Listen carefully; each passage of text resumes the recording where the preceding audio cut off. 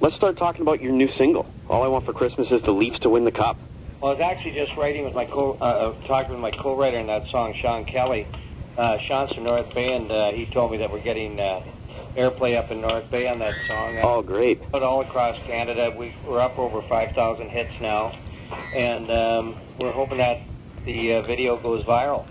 I think it will. But what was the... early in the season yet, and yeah. There might not even be an NHL season this year, so... Hang on to it for a re-release next year. The song is, I think, every year until we win the Cup, it's going to get lots of airplay, right? Oh, absolutely, no doubt. Now, can I ask you, what inspired a vinyl release? Because you guys haven't done vinyl in over 20 years. Well, I had initially wanted to do vinyl on the Christmas album, but when we wrote this song, I thought that we'd do vinyl because it's a collector's item. It's kind of a novelty type of thing.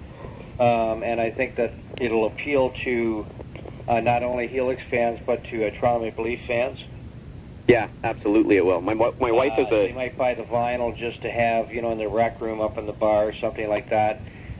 We sell for $19.99, so it makes great stocking stuffer for people. Yeah, absolutely. Anyway, that's why I went with vinyl, and we did it on green vinyl too, to fit in with the season somewhat. And when we go through that pressing, we'll probably change colors. Ooh, so I might have to buy it twice. Or maybe might have to buy it 20 times. Hey, that's fine with me. And you've got some Christmas gigs coming up, I guess. Yes, we have. We just added another one this week in Cornwall. We have 7 dates, mostly through Masonic temples, legions, moose halls, through Southern Ontario. It's a multimedia show. We're taking out screens, so there's some video segues between songs. Other times there's still pictures with a Christmas theme up on the screen. Other times some of the cameras that are placed strategically around stage are broadcasting whatever member might be doing a solo or the band playing the song. Oh, cool. So we have that dimension to the show as well. And you're continuing on in November in the new year with more dates too. Yes, we're playing out in Alberta, in Calgary at the Deerfoot Casino, in Edmonton at the Century Casino, and there'll probably be another date in there as well.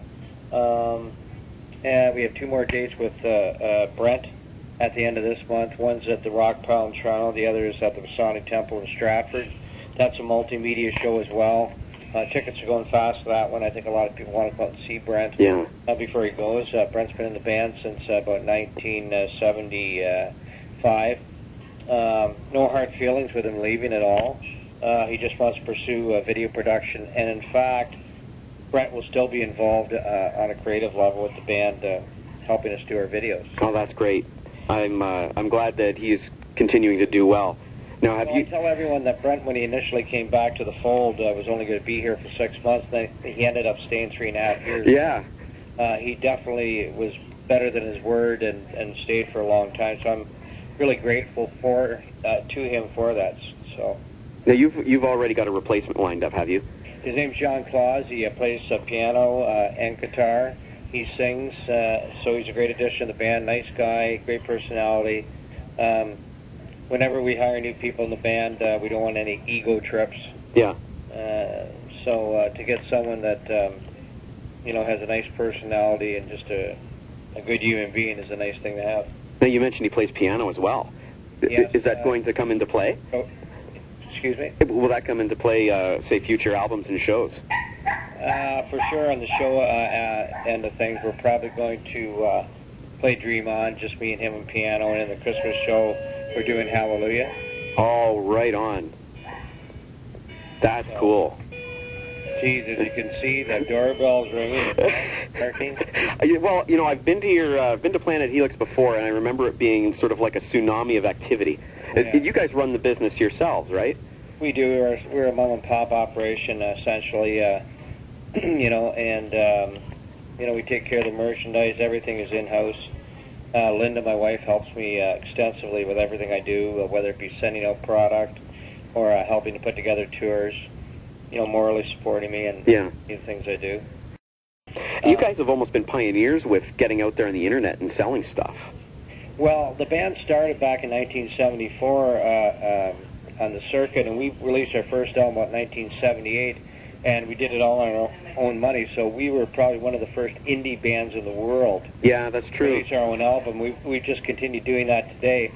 I think that transition period you were talking about was when I was just learning how to put it all together, though. When we were with Capitol Records and EMI, you know, it wasn't up to me to, say, set up studio time, negotiate a studio price, hire studio musicians, do the mastering, all the other things that are entailed with putting together an album. I had to do it all myself. So it was a real learning experience. And so that time period you're talking about, 1995 to about 2004, was essentially feeling my way back into the studio and learning how to do all those things and to get a team of quality people around me.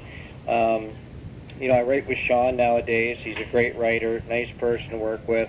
Aaron Murray is my producer. He studied from Danny Broadbeck, who won a Juno for engineering, and Danny studied with Jack Richardson, who, as you know, produced Alice Cooper and the Guess Who and all sorts of people. So I have a lot of really good talent in there now when I'm doing an album. And Mo Berg sometimes comes in to write with Sean and I most from Pursuit of Happiness. Yeah. You know, has a long history of writing hit songs. So.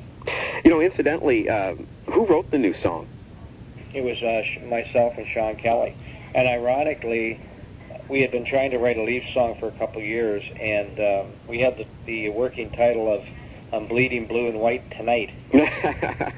And we never quite got the song together, and then we did a writing session where we were finishing off Axe to Grind, which is also on the anthology album. Yeah. And right at the very end, I was all packed up, and I was actually waiting to go downtown to a restaurant and meet the singer from Who's Army, the winner of the Cover Me Canada show. Right, yeah.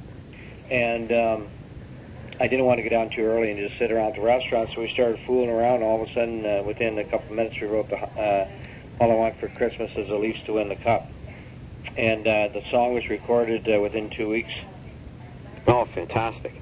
That's pretty good turnaround time. Yeah, it is, and the video was done right after that. And that's going to be on the new, you mentioned the anthology, and I guess that's been in the works for a while. 1983 to 2012. You've got plenty of product that you're going to be promoting out on tour this year. But one thing I wanted to mention, I don't know if you're thinking this far ahead, but 2014, that's going to be the 40th anniversary. Yeah, I don't know. No? Well, I think it is, yeah. Yeah. But, I mean, you guys did such an amazing 30th DVD and gig and all that stuff. I mean, it seems like... Just wondering if you were thinking in that direction yet. It'll depend when we get there what other projects I got on my plate. Yeah, I'm not really a big reminiscing type of guy. It might seem like that at times when I go back in our catalog and things like that. But yeah. We try to be forward-thinking in the band and think of the new project, studio project. Those are the things that really excite me. Not that I'm against getting everybody back together, but, you know, after you do it a couple times, it gets a little bit routine.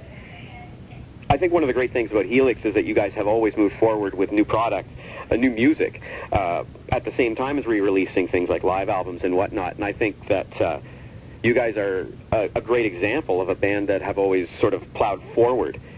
And that's why in this Best Of album, I included different songs. There's been Best Of albums before. There was Deep Cuts that was put out by Razor and Tie in New York City, and the Unplugged album, which was really a Best Of, and 60 Minutes With that EMI had out, and 30 Years With, and all this stuff, right? But the Best Of album I just put out is a lot of tracks that you wouldn't normally hear on one of those albums by Helix.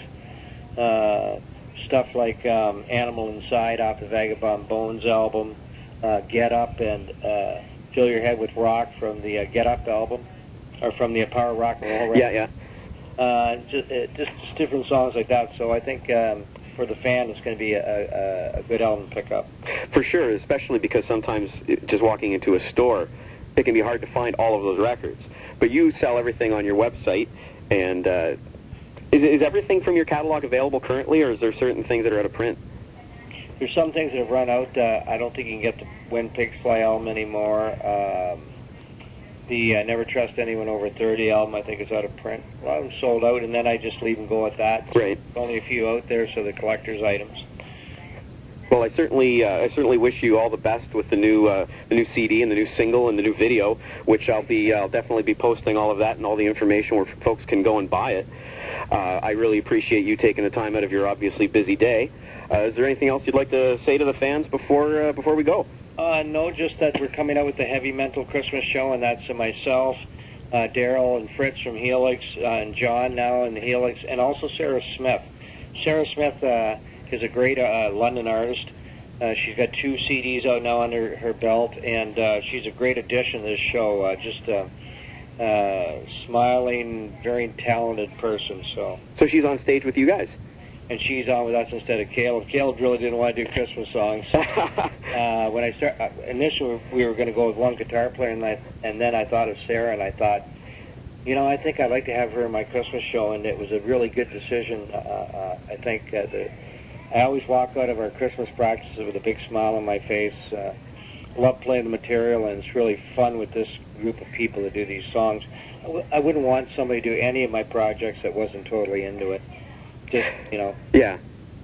But it sounds like you've got an absolutely great Christmas series of shows lined up, so we'll be coming out to see you guys. The labor of love. We've been working on this show for over a year now. Really? Setting up the website and the tickets and the halls and putting together the show and learning the songs and getting the multimedia involved and everything that's entailed with this. So it's been a huge undertaking, but like I said, a labor of love.